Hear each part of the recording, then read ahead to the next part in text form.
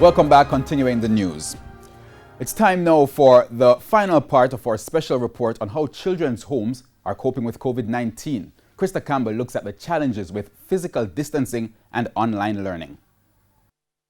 COVID-19 may have forced the closure of schools since March, but at the Windsor Lodge Children's Home in Manchester, classes are still in session from 8 in the morning to 3 in the afternoon. Teachers from the schools the wards attend send learning materials by email and WhatsApp to the home's administrator, Major Jacqueline Palmer. But here's the challenge. You can imagine sending 44 kids lesson to my phone on a daily basis. So it's constant printing, and actually my phone this morning is as if it was jammed with all the schoolwork that is coming in. She's even had to refuse additional schoolwork from a teacher. Instead of her sending, because I have other kids who are in grade 5, she wanted to send extra lesson for one of her students that is in grade 5. And I said, there is no way, I'll just have to work with what I have, because it's the extra printing. I mean, you could don one pack of ink in a day if you're going to be printing all the stuff for the kids. 44 wards at Windsor Lodge Children's Home to Maxfield Park's 116. We operate a school here on the facility with 2 departments, a special education department for challenged wards and also an infant department. So basically those 2 departments continue to flourish because we have the resources where that is concerned.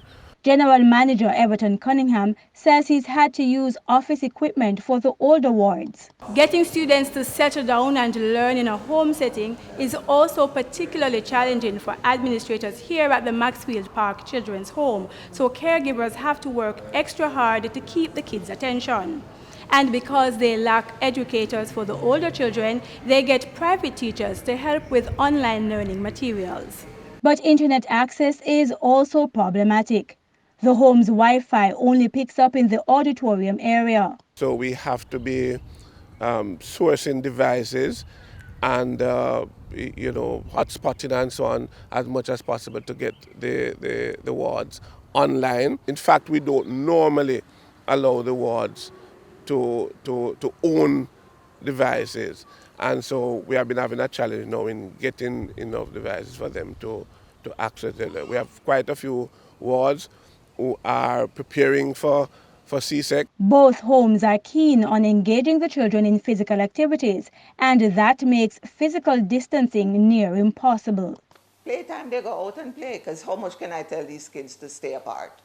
Yes. That's one of the challenges that we would have had in the children's home if, God forbid, if one person would come down with something like this, because there's no way that that you could continuously tell a child not to get close to a next child in a children's home setting. Maxfield Park Children's Home has made adjustments, but it's still a challenge. Only 12 wards is in a particular unit, a unit that would normally hold about 16 to 18 wards. We have moved many of our activities to the auditorium, where it's a massive space. It can hold over 1,000. When we don't normally take out 40 or 50 toddlers for their walk or their daily game, we do them in smaller groups now. So instead of 50, we may take 12 or 10, and so they have more time to space themselves. Both facilities have identified areas which can be used for isolation should it come to that. Meanwhile, with the closure of schools interrupting the children's regular routine at Maxfield Park, it takes boot camp operations to tackle the matter of getting the children to sleep. We get them out of the bed at 4:30, 5 o'clock. They go around, we do the exercises, we do the drills, and by the time it starts to dawn, then they go around and clean the facility. So for most part, the 6.5 acres have been cleaned by the wards in the morning because the gardeners are not here on the lockdown. Krista Campbell, TVJ News.